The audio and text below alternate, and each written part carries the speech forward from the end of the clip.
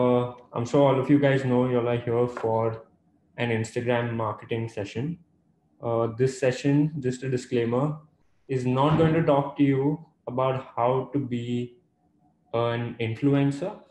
This is primarily a session about how to grow your business, your brand, be it a small business or a large business. I'm going to take you through fundamentals of what works on Instagram and mostly like proven practical steps that you can also use uh, within your own particular sphere, right? Cool. So before we start, let me just introduce myself to you.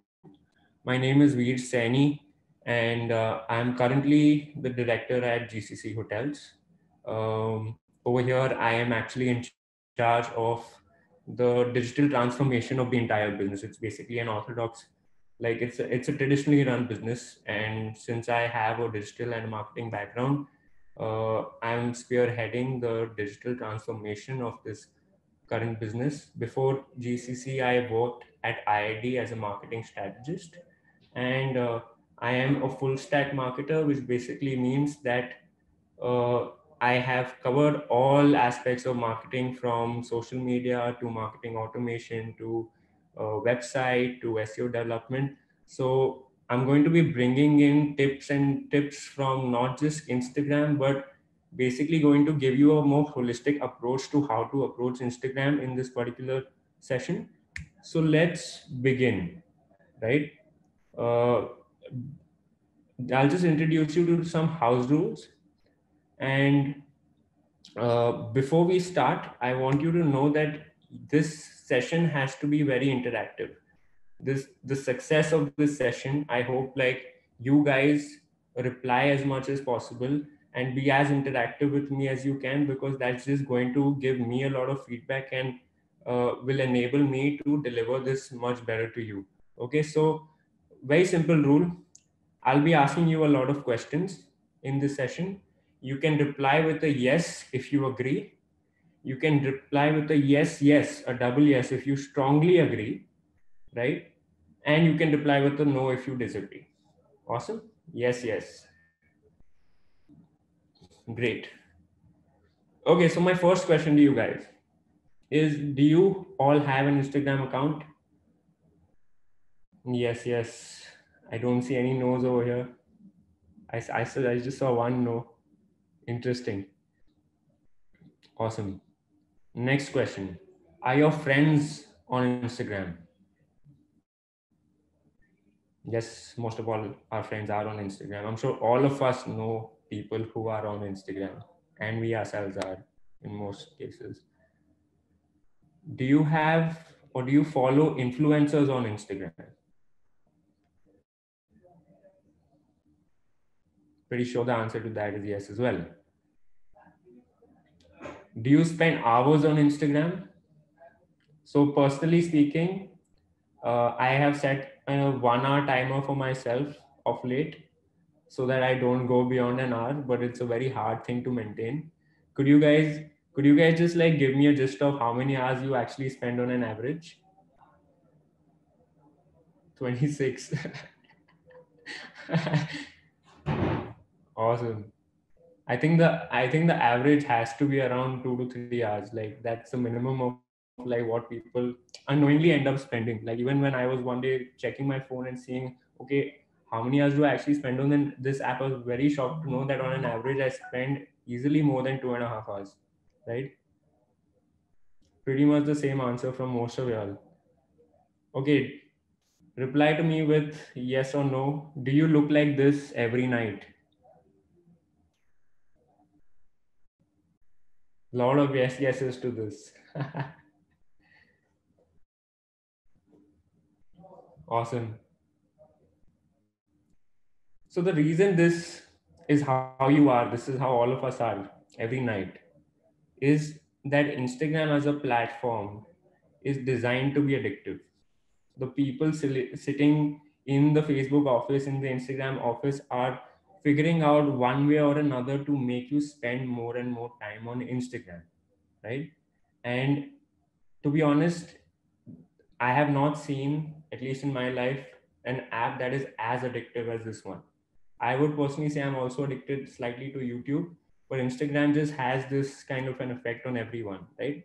And we on the on the other side of the phone are customers, right? While Instagram, if you look at it, serves as a marketing medium now. It is a social media platform, but for Facebook, Facebook looks at it as a marketing medium, right? Because everyone is putting their attention on Instagram. The currency of marketing is attention, right? So initially, when we did not have screens, uh, billboard ads, print ads used to work a lot because people's attention was diverted to these particular mediums, right? Today, the effectiveness of these mediums have really gone down. And traditional marketing in general is dying. Obviously, there are ways to grab people's attention still. I wouldn't say, I wouldn't completely discount traditional marketing, but majority of our attention, our eyeballs are on our screens. And a lot of it, like as we all said, like minimum 1 to 2 hours minimum. Like in fact, on an average, it's way more. That's the amount of attention we give on the screen to this particular app only, right? I'm sure WhatsApp has even more, but WhatsApp does not share content with you like Instagram does. So one very important question this brings out is, does your brand need Instagram? Right? How to know if your brand needs Instagram? It does, right? Most brands do need Instagram today. Everyone's replying with a yes. And one of the biggest factors that determines if your brand should be on Instagram is the target audience. Your target audience today on Instagram, if you see this chart, 62% of Instagram users are somewhere between the age of 12 and 34, right? And Instagram does have a billion active users, right? So more than a billion active users. And if you see, most of these are Gen Z and millennials. Does everyone know the difference between Gen Z and millennials? Just reply with a yes and no. Okay. So basically, it's a distinction between people based on their age. A lot of people have said no to this. So I'll just explain it. Uh, everyone born before, right? Everyone at the around the age of, like, from the age of, probably you can consider 35 to currently you would say are 24 in age, right? Everyone born before 1997 or 1998, it's sort of like a very, it's not very specific, but it's a good framework to refer to. Everyone born before this time is considered as millennial, and people born after 1998 are considered as Gen Z, right? Snapchat is majorly Gen Z, right? But the number of people in the Gen Z and millennial category within these apps, Instagram in terms of numbers is a lot higher than Snapchat. Although Snapchat has a higher percentage, the absolute number of people that use Instagram is way, way more than Snapchat, right? So if your product specifically, if your business can sell to people in these age categories, if your product is something that is useful for people in these categories, in this age category specifically, you should be on Instagram. If your product or your business does not serve to these people, then Instagram might not be the best marketing medium for you, right? But uh, anyone sort of fall, if your target audience is falling in that age range, you should definitely try Instagram, right? So we hear a lot about the Instagram algorithm, and it sounds like mumbo jumbo, and it sounds like something that's really complicated, but I'm going to try and break it down to you. So before we start with this session, I just want you to understand how Instagram works, how Instagram thinks as a platform, right? So how many of you have been using Instagram since 2016?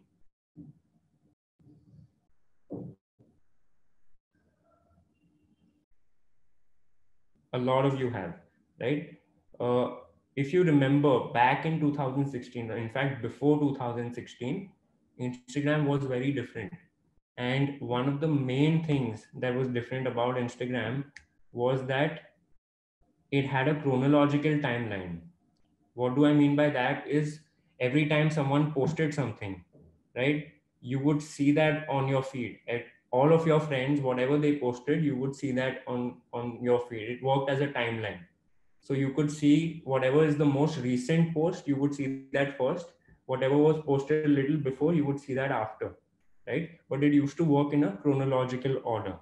But what Instagram did was, obviously, Instagram does not want you to see everyone's content. And the reason for that is very simple.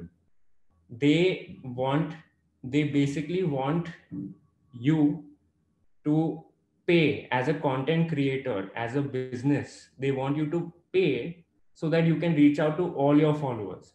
Today, if you have an Instagram page, not all your followers, whenever you post something, not all your followers will be able to see uh, your particular post or your particular content, right? Because Instagram basically has an allocation system, which I'm going to explain here. For example, I am, if I post on my page today, as of 2021, right? Instagram will just show its your content to a set of people, a set of followers, like probably less than 10% of people, right?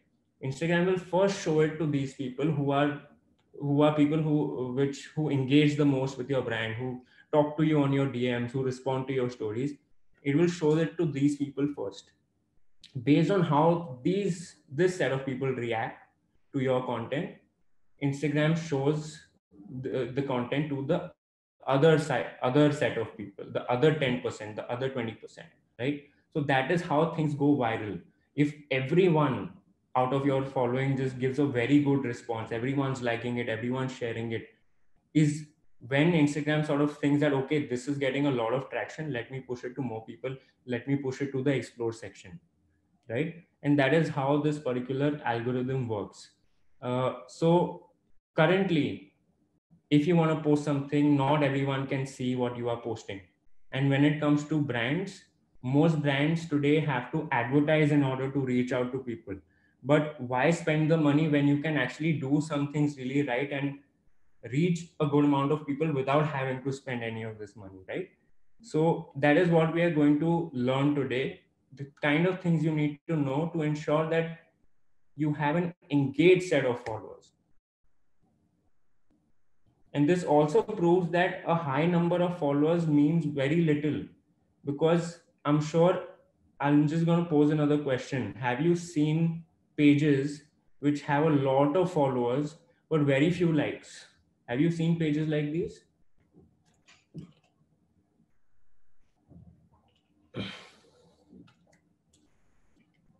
Why do you think that such pages exist?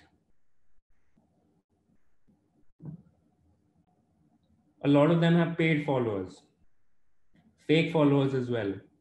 Completely true. Ghost followers, they get followers through bots, right?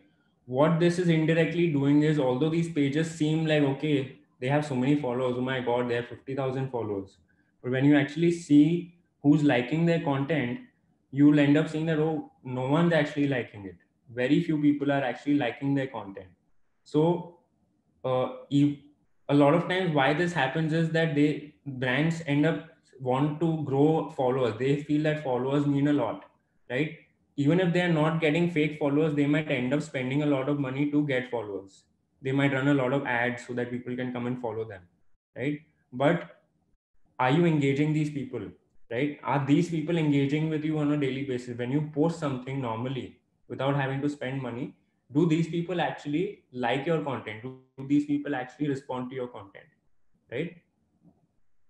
So that is what the difference is. So now Instagram does not show you in a chronological way. Instagram will only show you what you like the most, right?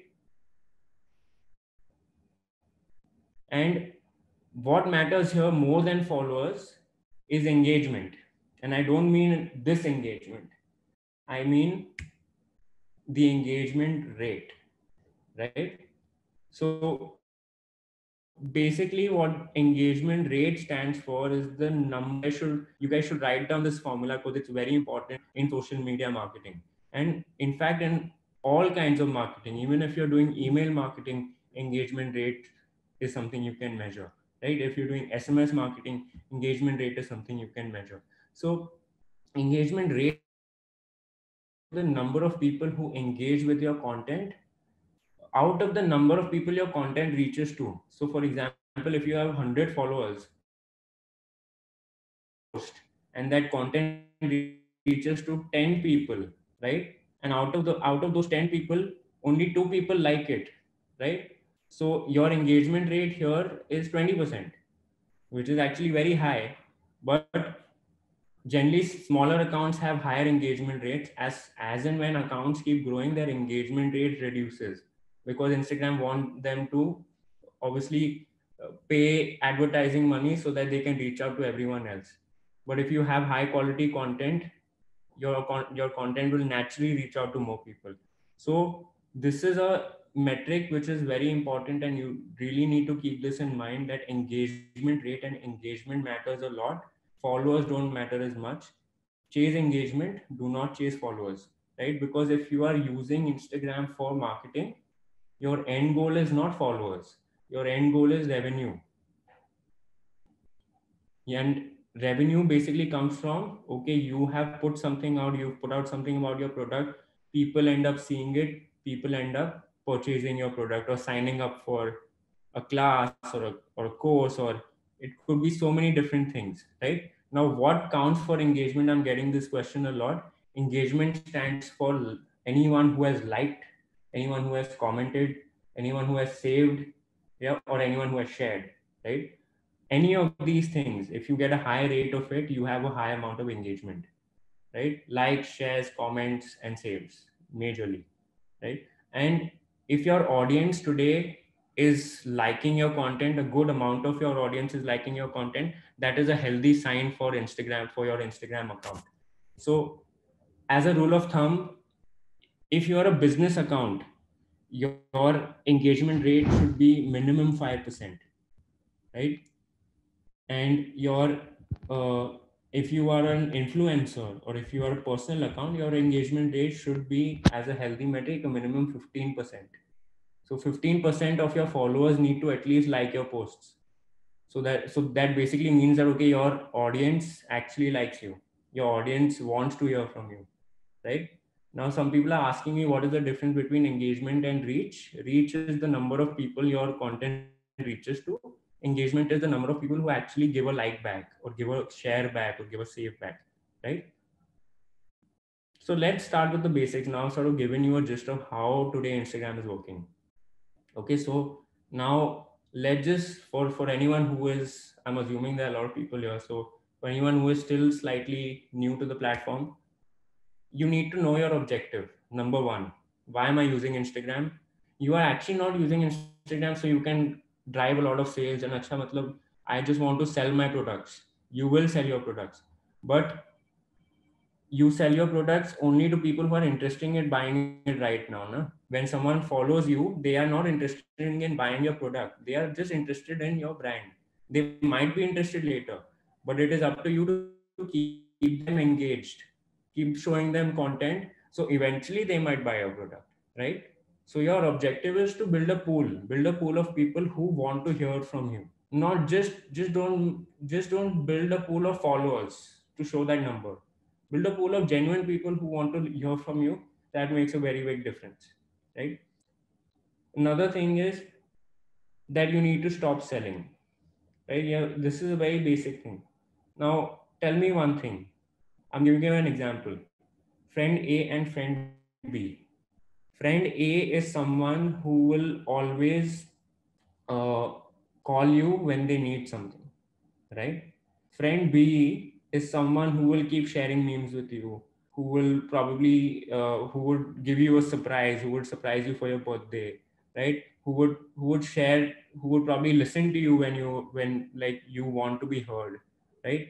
Which kind of friend would you like more, friend A or friend B? The one who actually calls you only when they need something, or the one who is giving? B, right? And friendship is a social activity, and Instagram is a social media platform. So as a brand, you are a friend. You are supposed to be a friend, right? So you are supposed to be like friend B, because if you are more giving and you actually put in efforts to make someone laugh, make someone feel good, so that they leave back a like, they will remember you, right? So this is a very broad, but very important way of looking at how we do marketing. Like you might have seen a lot of businesses that basically post, just posts about their products. Okay, buy this product, right? They just post about promotions, and that's all they're doing. But they're not putting out genuine content, which people come to Instagram for. People don't come to Instagram so that they can look at product promotions. People come to Instagram so that they can have a good time, they can have a good laugh, or they want to avoid some social situation, or they just want to spend time. They want to do time pass, right? So be like friend B. I'm seeing a lot of questions. So guys, I won't be breaking into answering your questions. We will have a Q&A session at the end of this presentation. So you can throw a lot of questions for me at that point. For now, you can just note down your questions on your notebook so you can ask them to me later. Okay, another very basic thing you need to ensure is you need to change your business profile. You need to change your normal profile to a business profile. When you start an Instagram profile, you need to make it into a business profile, right? And you can just go to settings and you can set that up on your Instagram. It's a very simple process. But the reason you should do this is it gives you access to insights, right? Now what I mean by insights is that it will show you, okay, which content is working best out in the last one week. It will show you which kind of content gets you more engagement. It will also give you an idea about your audience, like what is the breakup of like how many men to how many women to like what region they are from, and so many other things. Another thing you can do in a business profile is you can promote. You can basically put out promotions, and you can advertise through, you advertise your content. If you put up a content which does really well, you can put in like 500 rupees into that, and you can reach out to even more people. So you can do that, which you can't do in a normal profile. And one more very cool feature that you get in a business profile is you get quick replies, and you also get uh, two different chats, right? So you have a primary chat and a general chat. So normally when we're using Instagram, we just have one chat, right? We just have one direct message window. But in a business profile, you will get two, so you can segregate between, okay, which people are important I should talk to. This person might buy from me, or this person has a complaint. So you put them in primary, and the general respondents and like people who are not as important in terms of like your business objectives, you can keep them in general. And you can also have quick replies. So if someone asks you a question, you can have a reply saved on your Instagram, so you can immediately respond to them with like FAQs and everything. So there are a lot of these there are a lot of these kind of features that Instagram for business provides you, as well as Instagram for creators, right? So if you're going the creator way, you also have an option to update your profile to that. Okay, another important basic point is that your first impressions are very important, right? Your profile photo, your description, your call to action, your highlights, your grid. Obviously, you want to get followers, but you need to be able to show what you're all about, right? So having a clear profile photo makes a very big difference, right? Having a description that talks about what you are, and uh, like what you are, why you are, why someone should follow you, is another important thing. And what someone can get, right? So you can actually probably put down, okay, get this off, get something on, like, get one of my products for 20% off on this link, right? So depends on like what you think your audience really likes. You can put that up in your description, so people eventually late to your are sent to your website. Now the website is very important. That is what your CTA is, your call to action. Your website is eventually your shop you want to send people to, in most cases, right?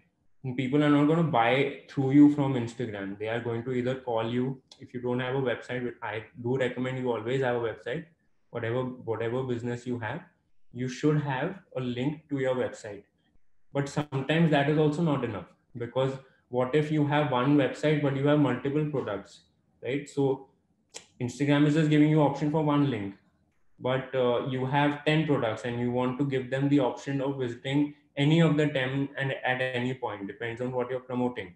So there are apps like Linktree, which I personally use, and I recommend a lot of other people to use also. So as soon as you click on this call to action, you are led to this page which has different buttons, which are different links that lead to any place on the internet you want to send them to, right? So could lead to any product of yours, could lead to like for example, you can see on IID, the first link is leading to a free online webinar, the second link is leading to their 6-month digital life course, right? Then there's a coding course that the other one is leading to. So depends. Now if you are promoting multiple things at once, if you're talking about multiple things at once, people need to have the option to choose whatever they want. It is a free tool. There is also a paid version for it, but the free tool honestly does the work. Like even in my current company, we are not paying for the tool, we are using the free tool only.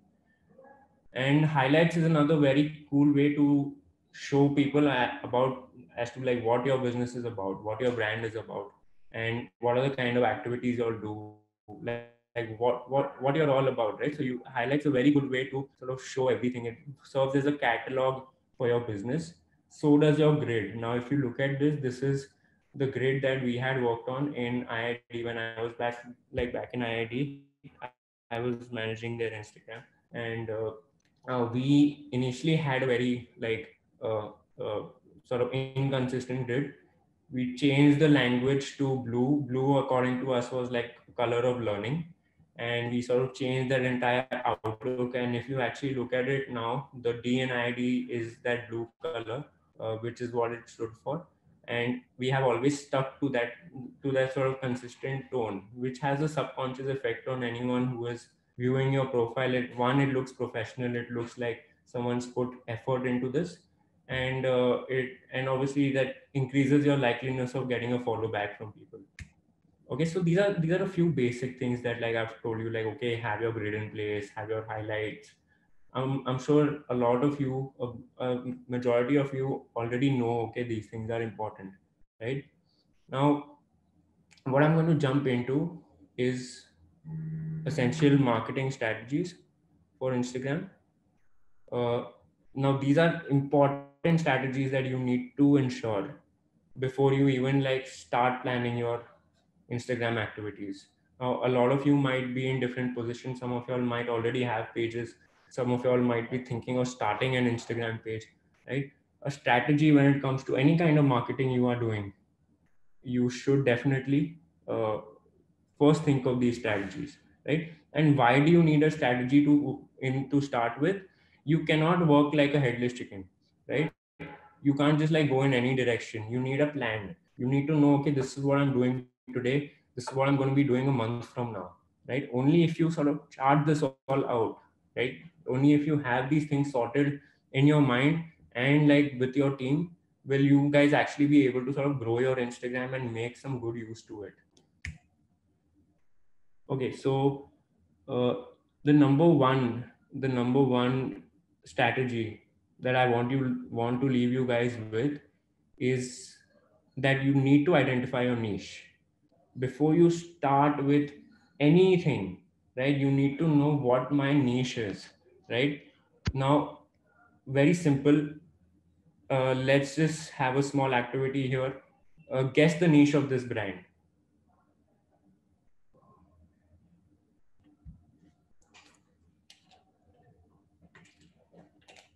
Who said clothing? it's it's majorly comedy and like funny memes, right? 9gag has always been known for funny memes, right? Now you know it. You know what 9gag is. I'm sure most of us follow 9gag, right? And like nowadays, to 9gag's niche is just cats, is what I feel. But like that's a niche within a niche. But it's majorly like funny content and like cats and memes, etc. Right? So it is known for that. You know, okay, if I'm following 9gag, this is what I can expect. Similarly, now I'll show you a little slightly more complicated example, right? Now how many of you do you follow photographers on Instagram? Yes, no, could you just reply to me? Okay. So this guy's niche is clearly photography, right? But now photography, as you think, as you see it, is a very, very wide niche.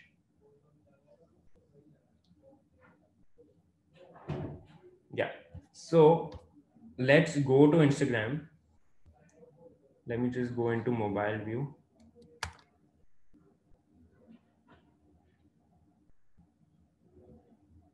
Hold on. Yeah. And let's search for Brandon.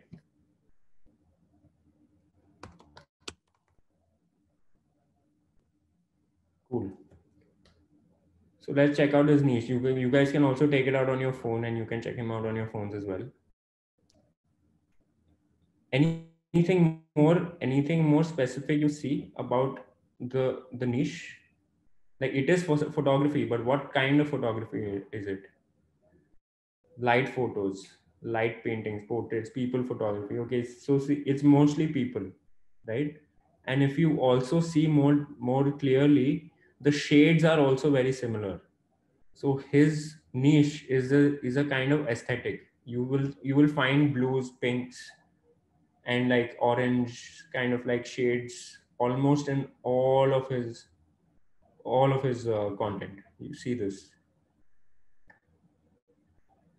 So I personally like this color combination a lot, right?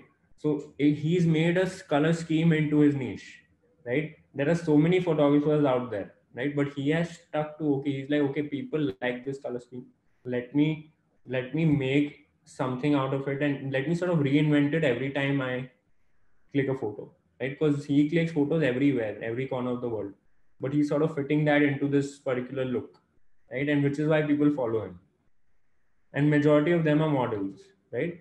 So you see that there is this common thing that the creator knows, okay, this is what my audience wants, this is what I want to give them. The same thing applies for brand, right? There's Jerry Sai. I Let's check Jerry Sai out and let's figure out what their niche is. Jerry Science.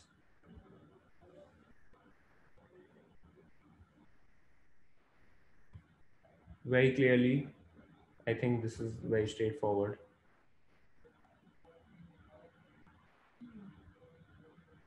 What is the niche? Fun physics. You guys can actually check out the page, so y'all can check what the content is all about. Y'all can see for yourselves and reply to me on the chat.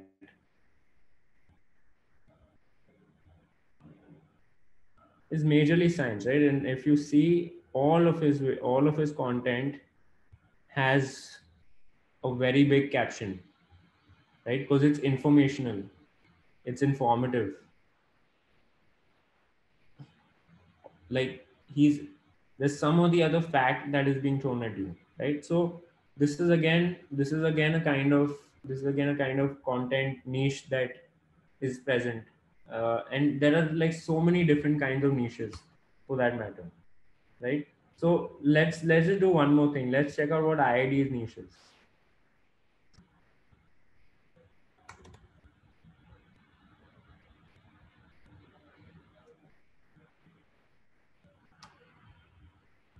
Could you guys tell me what IID's niche is?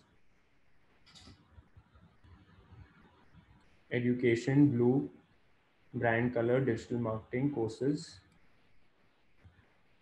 Okay, so if you see, it's a lot of what IID does is relatable content. Digital marketer is not a digital marketer without, and like they just put a question sticker over there. If you see IID is using reels, so IID, I'll tell you one thing. You might have seen a lot of someone said new gen education. That is true. New gen education is something that is closer to what IID's niche is, right? Because IID is obviously an educational institute, but so is Mahesh Tutorials, right? Now, what is the difference between how both of them communicate with their audience?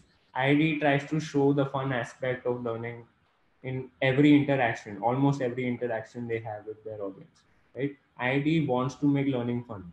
Right? They genuinely believe that, which is why they're able to communicate that within, like, through their marketing medium, right? And they have chosen, like, they've sort of understood that, okay, this is our niche, this is who we are, this is how we want to present ourselves.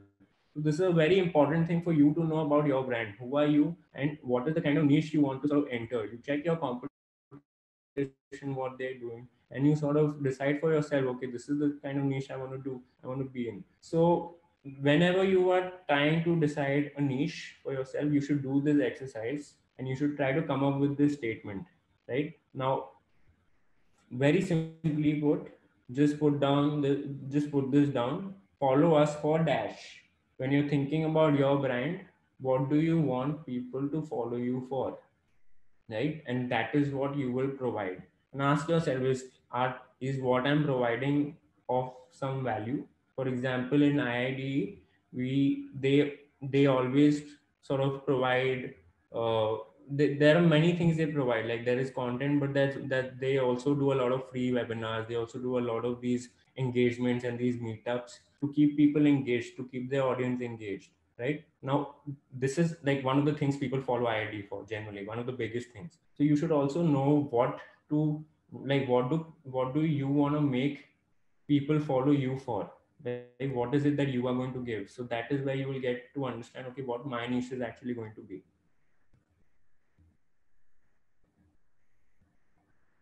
Awesome. Next strategy, right? So we've covered discover your niche. The next strategy is deciding your content type. Before you even post, you should know, acha, what am I actually going to post? Okay, I have selected my niche. Now what kind of content do I post, right? To which the first answer, like the most important thing you need to know, is that you have to be native. Do you understand what being native is? Yes, no? I'm expecting a lot of no's here. So anyone who has read this book called Jab Jab Right Hook by Gary Vee. Do you know Gary Vee? Gary Vee, let me just show you his photo. This guy. You might have seen a lot of his videos, like about hustle and motivation and entrepreneurship. So the book is called Jab Jab Right Hook. Let me just send it to everyone.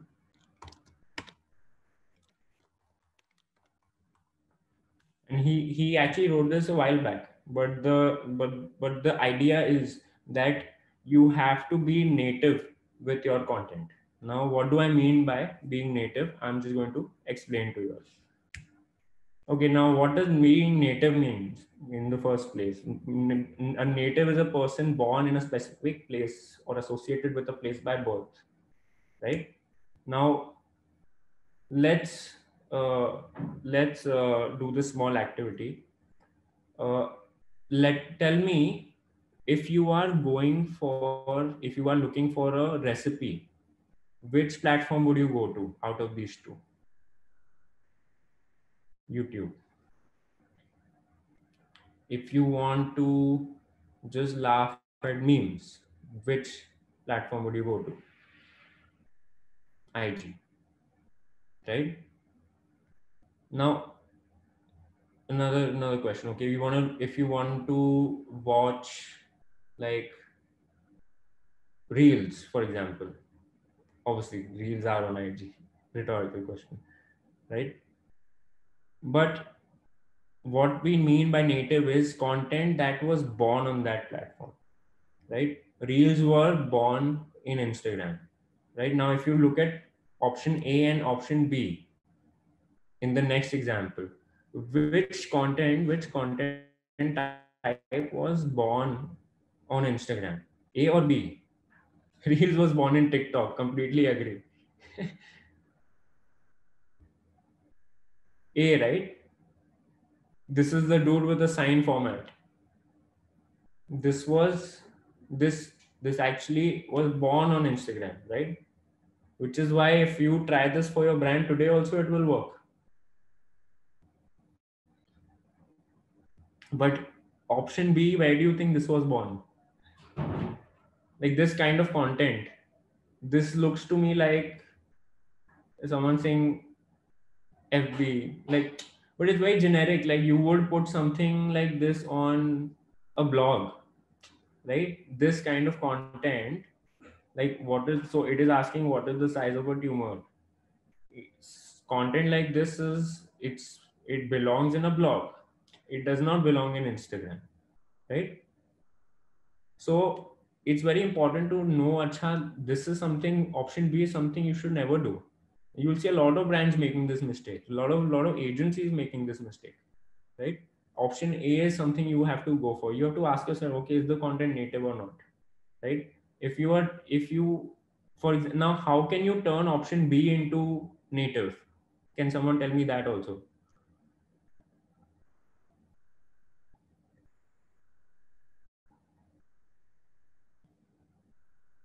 Animation reel, great idea, right? You can probably, if you want to, you can see, you don't want to show a tumor, right? But you could show very daily objects, like normal objects, which you can compare as like in terms of size of a tumor. Like at a certain stage, it is the size of a strawberry. At a certain stage, size of a pea. But that is visual. It's a very stupid example, I get it, but it is it is visual, so that is what will make it native. But the way this is set up is not at all native. So this is and clearly, if you will see, this is done by the same brand, but see the difference in engagement, see the number of likes A has got, and see the number of likes B has got, right? So it's clearly indicating that, okay, uh, the content A is native and it's something that works better. So an unpopular opinion, this opinion you should really know, uh, is that the same content never works on all social media platforms. There are a lot of times that what we do is we make one piece of content, we put it up on Facebook also, we put up on Twitter also, we put it up on Instagram also. It never works that way. You have to understand what is native to which platform and approach it platform wise, right? So every time you make content, ask yourself this question. Okay, another few. Okay, I'll just show you this example. Now, this, do you think this is native? Yes, no.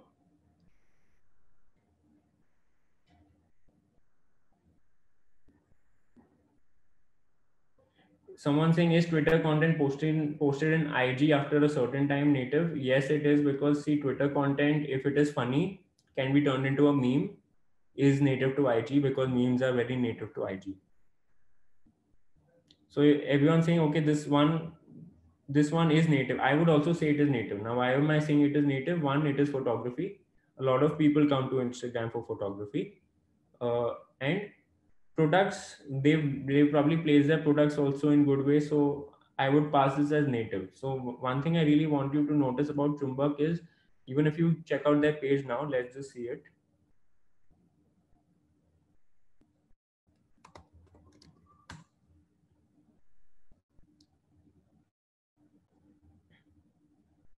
You just see the aesthetic, beautiful.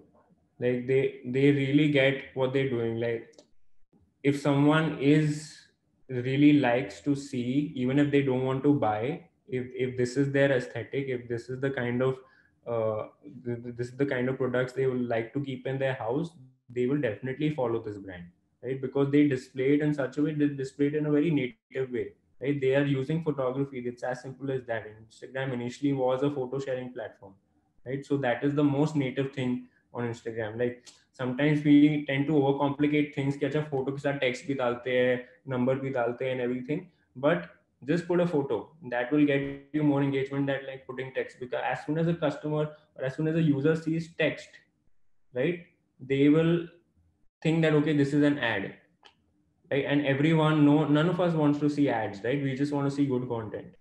Who here wants to see ads, who comes to Instagram to see ads? Can you reply with a yes or no? No, right? Even I would say no to that. We don't want, so which is why we don't like to see text and all on our content. This is purely photographic, right? And for photography itself, if your brand can just do photography, that is the best thing, right?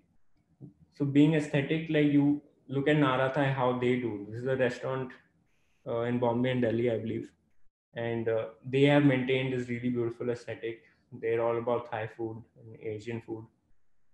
You should also check out Casey McPerry. Oh, I think I sort of lost his example here.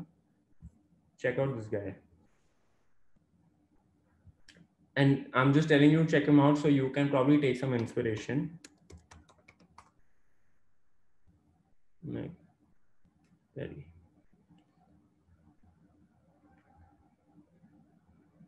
Just check out his grid, right? Now he has, like, if you find the school, reply with a yes. If you don't, you can reply with a no. But his entire grid is connected. Like everything is falling into the other, and this can only happen with enormous amount of planning. Now, what is his niche? His niche is photography, right? He is a photographer, but he's found a very unique way to put that across, right? And every time, now one beautiful thing about his content is that the amount of profile visits he gets. Yeah, his niche is also travel, very rightly put. It's photography and travel, right? Every time someone goes to his page, they would want to see what the full picture is, so they would go back to his profile, right? The amount of profile visits he gets through this was crazy, because every time he will post, people will be like, okay, let's see what this is connecting to. They go back to his profile, right? So it's actually a very genius move if you think about it. Okay, and very basic but important point is that you have to use high quality photos, right? If you can afford, like a lot of our phones today manage to get some great photos. If you have a DSLR, if you have like a mirrorless, even better. Like if you have a budget, you should definitely use it, because high quality photos make a very big difference. And to edit, like generally, if you see, a lot of these photos are color corrected, right? Instagram gives you a filter, a very basic filter, but as a brand, you obviously want to uh, seem a little more professional, right? As a person, we can just put a random Insta filter, but if you want to maintain a consistency, having some knowledge of Lightroom and Photoshop is something that's very essential. uh, can really take you a long way if you are considering to sort of take this up as a career. If you are someone who does not have the time to learn these tools, although I feel Lightroom is very easy, Photoshop to still takes some time to learn. But if you think you don't have time, you can check out these particular tools. They also help you color correct photos really well, right? Okay, now we sort of spoken about why it is important to know what native content is, and like what kind of native content you should be putting. Right now, what are the ways in which you can put this native content? Right now, there are 5 different ways you can engage with your audience on Instagram. One is through your basic posts, right? Posts is something, there's no sort of hard and fast rule as to you should post daily or whatever. I feel you should put up stories on a daily basis, because it like gives everyone like a reminder about you. And post is something you should only post when, I feel, when you have some a decent piece of content to put out. If you can do that on a daily basis, might as well do that more than once a day. But if you notice, meme pages are the ones who post a lot. Brands usually don't post on a daily basis, like don't post more than once on a daily basis. Otherwise, usually they will post once a day. IGTV is another, although I personally feel IGTV compared to Reels is not as great in terms of engagement. Reels is something which really gets you a lot of views, right? So posts get you a lot of likes. Stories get you a lot of reach, right? Instagram Live is only advisable for someone who is a celebrity. If you are a small brand, Instagram Live is not really going to help you a lot. But Instagram Reels, if you really are looking for a good amount of video views for something, you should, instead of putting a normal video on your post, you should put an Instagram reel, and you should put a native reel. And in fact, in your stories also try to put a lot of polls. We'll get to stories a little more in detail, right? Like in some time. So I'll sort of show you more details of how you can use your stories as well, right? Now, strategy number 3. Someone saying we don't have reels in Sri Lanka. I'm really not sure why, but I think they dropped it very soon for the Indian market because TikTok got banned. So which is why Facebook wanted to capitalize on that situation, and they dropped reels as like an incomplete product. They are still probably working on new features, and they might introduce it to other countries soon. Right now, option number 3 is planning and posting. Now you sort of know, I have to put native content. Now native, where all can I get native? Is all these 5 places I showed you, your stories, your posts, your reels, etc. Now another thing is, once you figure this out, step number 3 is to plan and post. Like, you don't just randomly start posting, you have to ensure you have a plan now, right? So first thing you do is, if for a lot of you who already have a page, right, what you all should do is, you guys should just go to your previous content, see which kind of, go to your insights, obviously, see which kind of post got a very good engagement, see the kind of posts that are not getting a good engagement. So that itself will firstly give you an idea of, okay, was this a native post? What was this? Why is my audience liking it? Right? Why isn't my audience liking it? So whatever your audience is liking, try to do more of that as step 1. Right? So you plan your content accordingly. So this is the first step that you take. And you can always check your target audience, right? So see if your content is in alignment with these people, right? Everything matters. If majority of your audience, like in this example, are women, and a lot of your colors that you are using in your posts are dull, and not something that women would probably prefer more to see, you might, so if you're using a lot of blacks, you're using a lot of darker colors, so you might want to change your color tone, right? So just an example, but there are many insights you can draw out of this. And once you have drawn these insights, you should put them down in a content calendar. So this is a very, very important part. You take it down, you sort of plan, acha, now I have my reels, I have this kind of posts I can put, I have these kind of stories I can put. And what you basically need to do is, uh, go to a content calendar. You just make it on your Excel. There are many apps also that allow you to do that, but very, like, I personally still use Google Sheet. And I know many agencies, many big agencies, who don't prefer these apps. They themselves use a very basic Google Sheet to plan out the entire content. So a content calendar is, trust me, a very big boon in your process. And it will really, really sort of show you the bigger picture. Okay, what am I doing this month? What is my plan for the next month? Right? So what I'll do is, I'll just show you a basic example of how this works.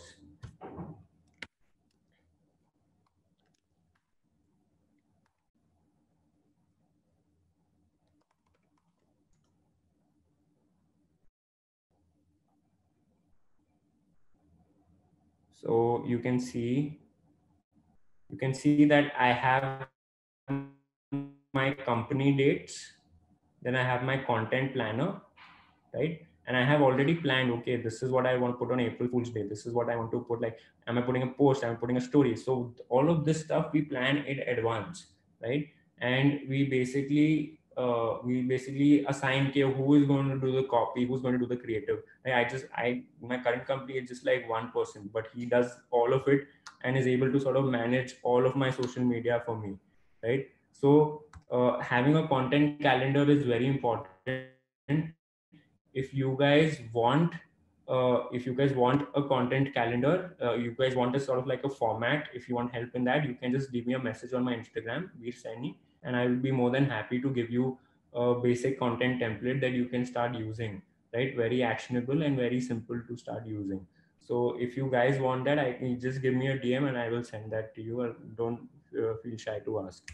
And another thing which is very important when you are making a content calendar is you get to plan your captions in advance, right? So one thing which is very important is that the captions are usually used for your call to action and sort of details of like, hold on.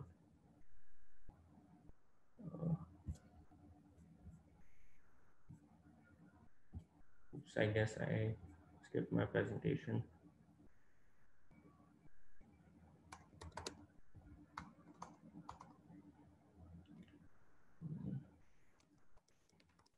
Just give me a moment, guys.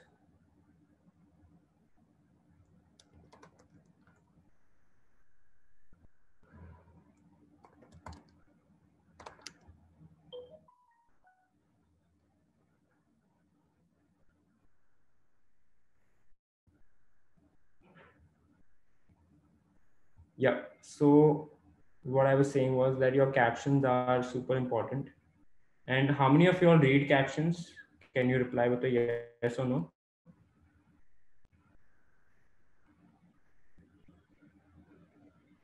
See, a lot of people do read captions. Like I personally do read them a lot, and in fact, I like content which has like a long and obviously well written caption. Uh, uh, for example, if you know the Humans of Bombay format, the Humans of New York, which it was originally, that is still evergreen. Like anytime I have used that for any brand I have worked with, I've put a person's story behind it, and it works like a charm. Like to be honest, uh, just one thing you need to make sure of is that when you're doing something like that, don't promote the brand, promote the person. Like not even promote, just talk about an experience they had, talk about a story, and that really takes your engagement much higher than the person talking about your brand, because that becomes a testimonial. You don't want to put testimonials, you want to put someone's genuine experience, or like any genuine sort of like a story, something they want to share. It needs to seem genuine. So captions, once you plan it in advance, will really sort of help you increase your engagement a lot. And all the time, try to ensure in your that you mention in your captions that like follow. A lot of pages do this. Follow us for. Remember, I made you do this activity. I made you write, like I've told you, like you should do this activity if you want to figure out your niche. That follow us for the latest, whatever the latest trends and memes, or follow us for uh, the best online meetups about digital marketing or anything like that, right? So you can definitely add something like that, so that people, every time they see your content, if your content is seen on in the explore section, that just gives people one more place they can follow you from, right? So follow me for videos. Aditya's putting that up. He's really using this platform really well, right? But exactly, you should be putting out your uh, like your handle as much as you can, and any other call to action. Like the other basic call to action is that if there is, you are indicating to a link in bio, you should mention that, okay, go, if you want to go to our website, check the link in bio, right? So caption that way, something cannot be overlooked, right? Now, stories, again, as I mentioned, that we'll be going through like a few examples, uh, are very important, because the reason stories was introduced and why it works so well for brands is that it gives the customer, gives the audience a more authentic look, right? You are not, otherwise when you're putting up a post, everything is a little made up, like everything is sort of scripted. You want people to see you in a certain way, right? But stories give you the freedom to sort of show what it looks like in your office, right? To show like something that you cannot probably show on your posts, because it's anyway something that is going to go away in a day, right? So you can show your more authentic self via your story, via like stuff like basic updates you can do. You can share your opinions and you can ask people for their opinions, right? Trust me, these small things make a very big difference and will really bump your engagement, and stories is a very good way to bump your engagement, right? Now you should also definitely use all these interactive features that stories give you. Like you can put up a poll, or you can put up a question, or you can put up a quiz. Now the reason I'm telling you this is that it's easier to click on someone's poll than to like someone's post. Do you agree with me that if someone offers you a very basic poll, right, it's very easy for you to just like, okay, this or that, like you don't have to think, you don't even like, it's like an instant reaction. So it's much easier to interact with a poll, answer a quiz, than it is to basically like someone's post or share someone's post for that matter, right? Now what that leads to is that the more you make people interact with your post, the next time you put a story, you will appear much earlier in the line, in the queue. If you look at the queue, what the queue I'm talking about is this, right here. So if you want to appear more in the start, now very few people actually go through all of them, right? But notice all the time, if you have interacted with someone's story, you are more likely to be that same story, that same brand or person is more likely to be shown here, right? So you can put a interaction, you can tell them to DM us for something, right? Stories is the best interaction tool, period. Like if interaction is something you're looking at, and trust me, like through stories, when people start texting you and they start DMing you, that's another very good way to sort of like talk to your customers, talk to your potential customers. They feel that okay, there is always a person who is there uh, to talk to. Next time they actually are looking for a product or your kind of product, they might not go to Google, they might just ask you, "Kya can you like give me a good discount code? Do you have a discount code, or do you have some sort of uh, like do you have a special link or anything like that?" Right? Because they know that there's a person who can help them out, right? People would still trust a person over a robot, right? So creating that impression is very important, and you can really use stories for that. So in IID we used to use stories in a way to educate people also. Like for example, you see, we made a story about Miller's law. It's a design principle, so it was like based on design. And you can, another beautiful thing about it is you don't have to use Photoshop and all of that to actually make it.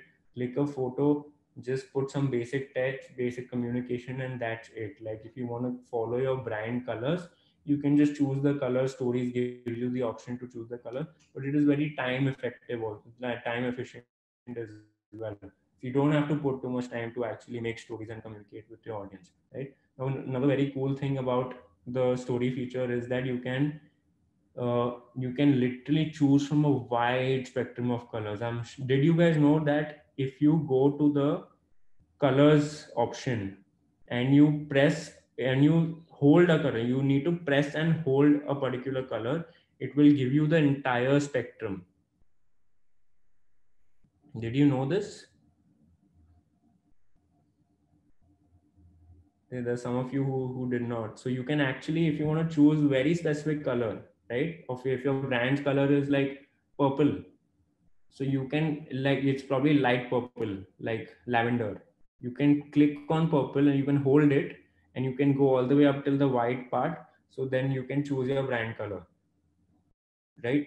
So this is something which is honestly very useful for brands, right? And I actually see a lot of brands not following it. They still go to Canva and they make their content on Canva, and then they import that onto their stories, and then they then like through then they post their stories, right? So this is very simple. All you need to do, you can try it on your phone also. Just go, hard click. It's also available on Android. It's available on both phones, this feature. You just need to hard click on the color on of the text, and that you can choose like from a very wide variety of colors, right? I'll show you one more example of like how you can sort of make some very basic good design if you want to sort of make it directly through your phone. I just hope this loads.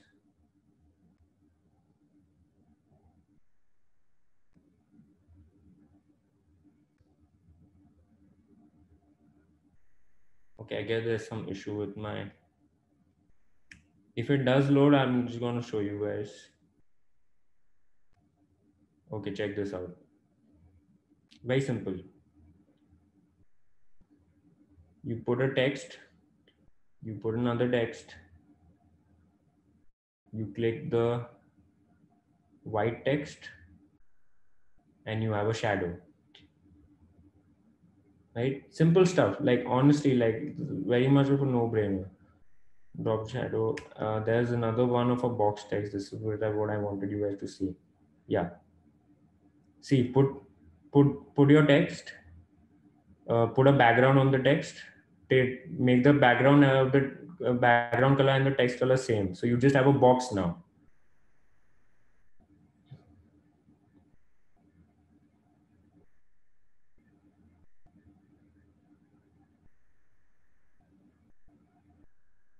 And here you go, like you have two different box colors. And like we thought there's no way to make a square shape, but like there is, right? And you can put any kind of message, any sort of text on that, and it really like a good looking story makes a difference. It will make a person stop, because everyone else is just putting like random like videos that they're clicking and all. But like this does make a difference, especially if you're a brand. You should definitely use these features.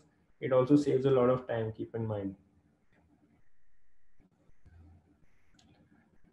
If someone wants to see the squares again, you all can see again.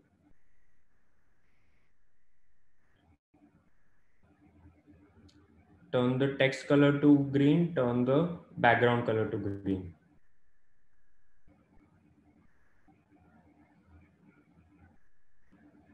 You don't need to put hello, you can put any text. But you have to put a text of a certain length, right? If you want a longer rectangle, you'll have to put a longer text.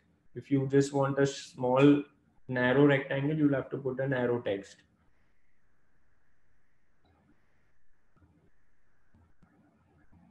Awesome. Cool. So guys, we can't spend all day on this. Uh, cool. Another like I was telling you, we also have quiz. You can actually put a quiz, and you can run like a quiz for your brand and like many related things. Gets a very high amount of engagement. Quiz honestly gets the highest engagement in my experience. Like the number of people who click the answers, because you are anonymous, right? So no one's really going to tell you anything, even if you're wrong. So people will just attempt it regardless. Like you can see this example from uh, I think this is uh, I think this is raw pressry. Yeah. How can you guess how many kgs of oranges make a liter of orange juice? All of this is created on stories. None of this is created on a Canva. None of this is created on anything else. It is all created on a story. Like if a brand is using it, brand like Raw is using it, I'm pretty sure any other brand can, right? Now we used to do this in IITE, where we used to run contests, and we used to basically we had this cross grid, and this also works really well. Any brand can try it, and people actually participate. If you make it a contest and give like a small prize at the end of it, a lot of people will participate. You just have to put in the rules that mention my brand whenever you sort of share this on your story, and a lot of people end up participating in it, right? So this is a very cool way to engage with the audience. This one thing, how do you make a quiz? Someone is asking. You have an option, like you have the poll option, you have a quiz option also on your Instagram stories. uh, this is another very cool thing we did in IIT for School of Code. During Christmas in 2019, I believe, we made a story where we said, "Hi, we've made a Christmas tree for you," and with these lines of code. So we actually coded this Christmas tree, and swipe up to check it out. So as soon as someone checked it out, there was this animated Christmas tree we had made just with code. Like this is very simple code, very simple like HTML, CSS, and we said Merry Christmas from IIT, want to learn how to code this, learn more. And that took them to the website, right? So brilliant like way to just like get people to your website also to check out your program. At the same time, it engages your audience, right? Especially someone who is interested in coding. And this polls are something which are very, very, very useful. Swipe up thing you can't make. You only get a swipe up if you have 10,000 followers and more. So we could only do this back then because we had reached 10,000 followers. And 10K followers is something that in the start it feels like a challenge. Once you sort of get close to it, it's very rewarding. But it makes a very big difference once you have crossed 10K, because you can lead a lot of people to your website then. Okay. And so we've sort of also seen how you can plan your stories, what kind of things you can do. Now, Reels is the newest thing, right, which is out there. But to be honest, Reels is so diverse and like there is so much more you can do with it. Like this Reels, how to sort of do Reels is a completely different webinar altogether. Like that's a completely different meetup. Although I would want to leave you guys with some ideas of how what you guys can do for Reels as a brand, as a business, right? Now, one thing you need to keep in mind is that Reels are all about audio, right? So everything you make on a reel, you first need to have an audio for it. So you need to first decide, okay, which audio am I actually going to choose? And once you have sort of chosen that, then you can make a story around that audio, right? But the audio comes first, then is when your video. So always don't start thinking of real ideas. First go through like, okay, different kinds of audios. In fact, what you can do is whenever you see a reel, now I'm not sure if I'm going to be able to see one. Okay, this is probably a reel, right? You go to the, sorry, not here. So basically, uh, I'm not sure if my desktop will allow me to do this, but where you see the audio, right? You should basically go to the audio and you can save the audio. So your audio will be saved in your saves. So when you go to your saves, right? So I won't be able to show that to you in the desktop, but you have in your top over here on your bar here in your profile, you will be able to see all the posts you have saved.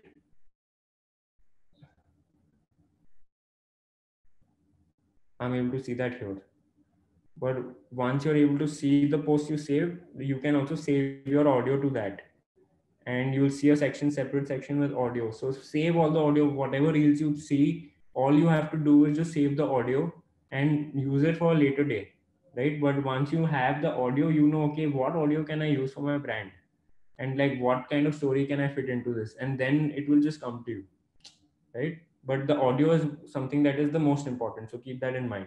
So with that audio, what all you can do? You can make mini tutorials about your brand, about your product, anything. You can show like an Insta versus reality. How you can show before the shoot kind of like a content, right? You can bust a myth. Now these what I'm taking you through are popular reel formats only. Voiceovers is very popular, so you can easily do a voiceover. All these audios you can save, right? Then a day in the life of is something you can do. Like we had done a day in the life of an IIT student. Then before and after that I'm a Barbie girl format. That's a before and after format, right? How did I turn from this to this? Then meet the team is something you can do. 20 pictures and 2 videos. That is also like too many photos coming and then one video and too many photos. Now there's so many different kind of formats, and whenever you save an audio, you will be able to see all the trending posts that have used that audio. You will get a lot of inspiration from that.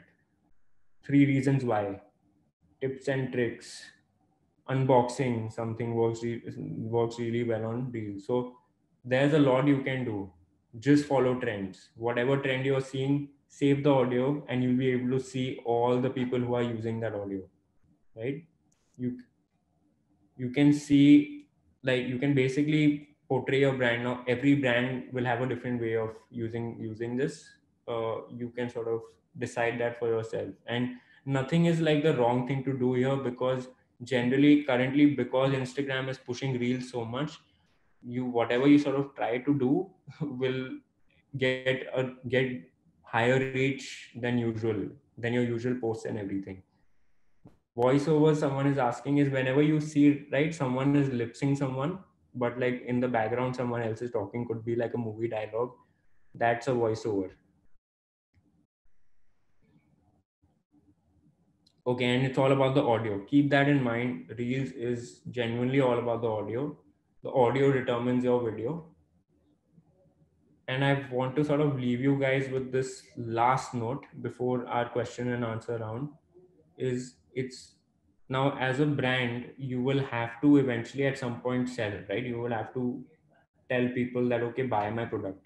You can't just engage. At some point you will have to put an update about your product, but people don't appreciate it if you do it all the time, right? So like I told you about this book, Jab Jab Right Hook. The right hook is your you selling your product as a brand, right? But the jabs are the engaging content pieces that you are creating and sending. So so don't always try to give a right hook, don't always try to sell. Have a series of jabs, always have a series of content that you make which are engaging, and position your sales related content somewhere in the middle, and try to ideally position it somewhere right after a high engaging piece of content, right? Because if your last content was highly engaging, Instagram remembers that, and the algorithm, the next time you post, in will indirectly they end up sort of showing your content to more people, even if it is sales content, right? But if your posts have been engaged with by a lot of people, if you put a sales content, you are more likely to get more reach. Instagram will show it to more people, right? So have this sort of like uh, have a routine. Like, you can't put sales content all the time. Put engaging content, sales content, engaging sales. Just sort of have a routine, have a sort of continuity in this, right? And that all can be achieved if you are focusing on engagement. Focus on the engagement. Do not try to focus on followers. Try to ask yourself, is this going to be valuable to my customer? Am I going to make my customer like, or am I just going to make my customer smile when they see this, or like feel something? You have to make someone feel something so that they can reciprocate, right?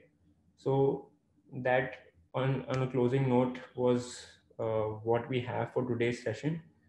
We will start a question and answer round for like 5 to 10 minutes.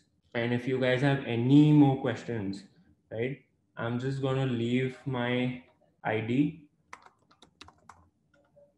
on the group. So you can reach out to me for any specific brand related questions you have. If you want access to that content calendar template, I can definitely share that with you. Although it, like, if I get a lot of requests, it might just take me some time to respond to you, but I will definitely respond to you, right? So I'm open for questions for some time. I believe, Chintan, how long do we have? Can you just fill us in?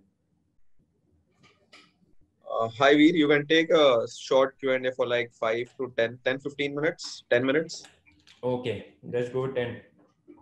All right, so let's address your questions. Do we get analytics on Linktree? How many people went through the link onto the website? Yes, you do get it, Shreya.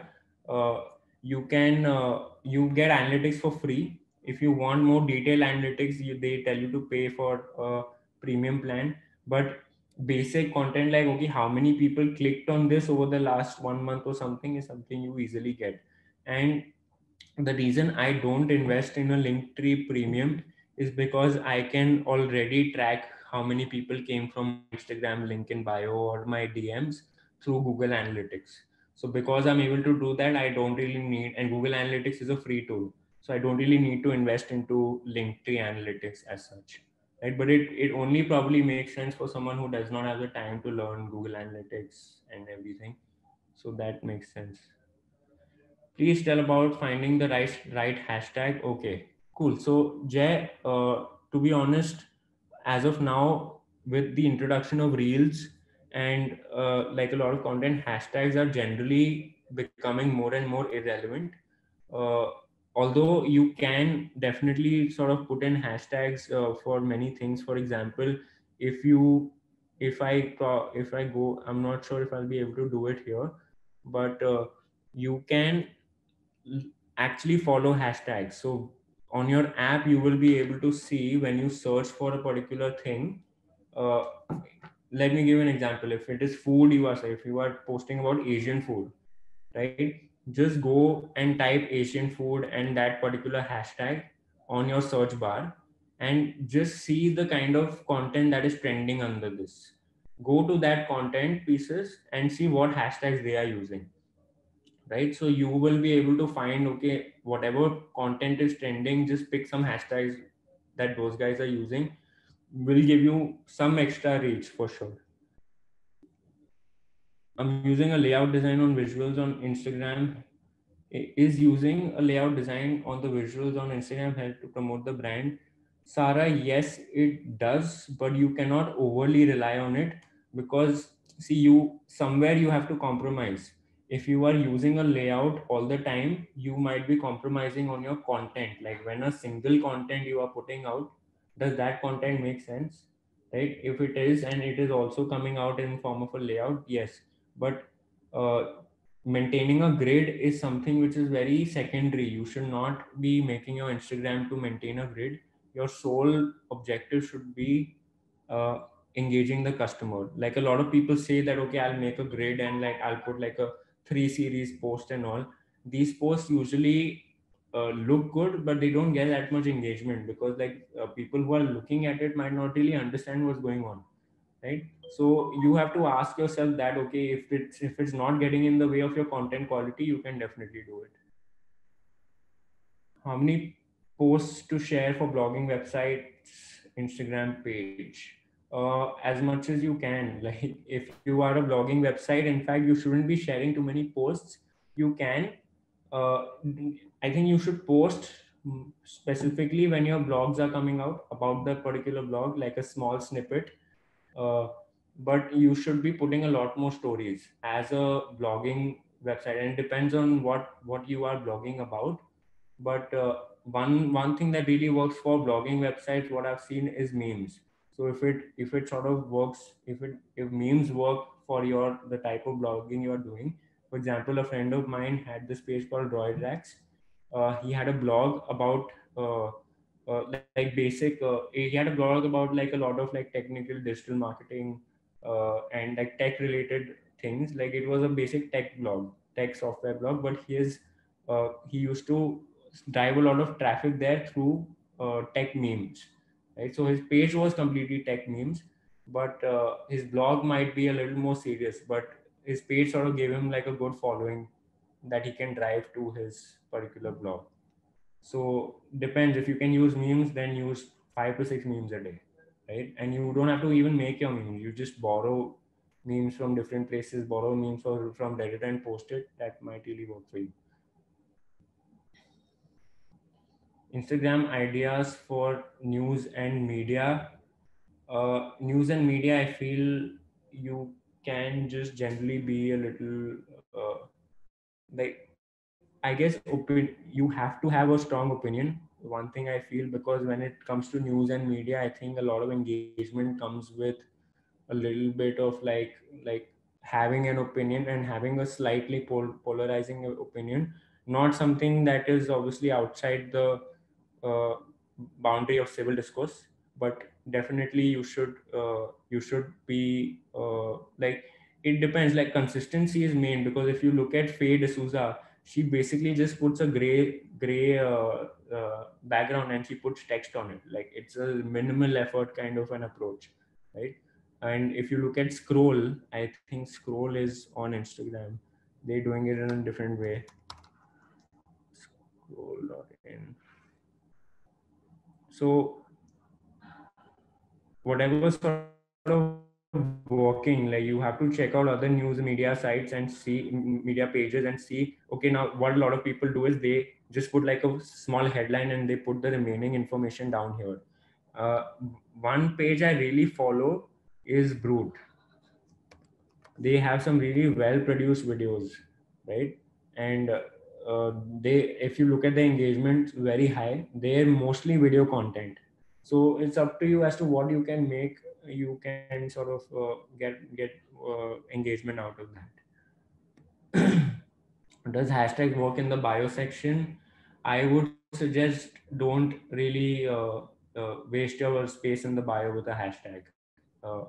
Use it to explain your product in a better way. Hashtags are not really practical for your bio. It's only practical for your post, because no one can find your page with a hashtag. People can only find a particular post with a hashtag. Iconosquare, is it a good tool for IG analytics? I have personally not used it, but there are a lot of analytic tools which are good. I would recommend you use Databox. It is completely free, and I'll just type it down here, Databox. And wait, I've sort of lost track of where my question was. Hold on. Yes, you can definitely use Databox. Iconosquare, I'm not sure about the pricing and all, but Instagram Analytics does get a little limited.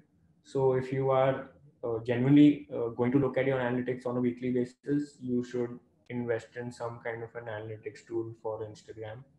Will really help you out. Should we keep short descriptions? It completely depends on the content. Do we have to register Facebook ads to run on Instagram? Yes, you have to. You can only run ads on Instagram once you have a Facebook ad account.